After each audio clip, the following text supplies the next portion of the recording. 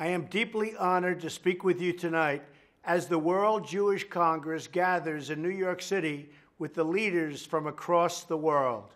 First, I want to thank Ronald Lauder, not only for his many years of friendship, and he truly has been my good friend. He even predicted early that I was going to win the presidency, but also for his leadership of this organization. He's done a fantastic job.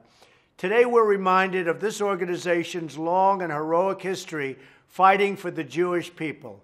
Your brave leaders warned the world of the planned atrocities that sought to extinguish an entire people.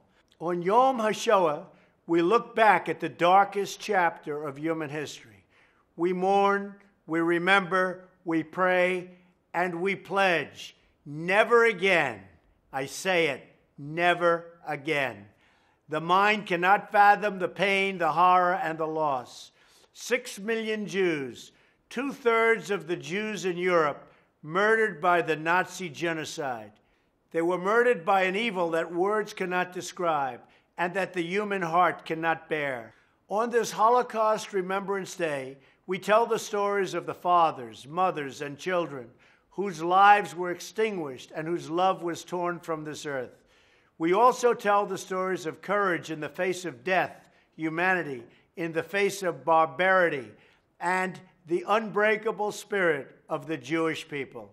Today, only decades removed from the Holocaust, we see a great nation risen from the desert, and we see a proud Star of David waving above the state of Israel. That star is a symbol of Jewish perseverance. It's a monument to unyielding strength. We recall the famous words attributed to Theodor Herzl, "If you will it, it is no dream. If you will it, it is no dream." Jews across the world have proved the truth of these words day after day. In the memory of those who lost, we renew our commitment and our determination not to disregard the warnings of our own times. We must stamp out prejudice and anti-Semitism everywhere it is found. We must defeat terrorism, and we must not ignore the threats of a regime that talks openly of Israel's destruction. We cannot let that ever even be thought of. To all of you tonight who have come from around the world, let it be known, America stands strong with the state of Israel.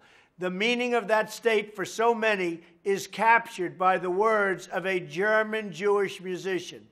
Escaping Germany before 1937, he settled in the ancient land of Israel.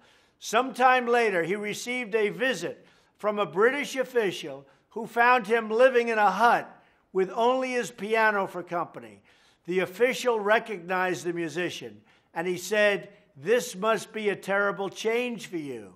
The musician looked back at him and replied, "It is a change from hell to heaven." Many of you here today help fulfill this same dream, the dream of Israel for millions, a dream that burned in the hearts of oppressed and fallen, and which now draws the breath of life from a joyous people each and every day.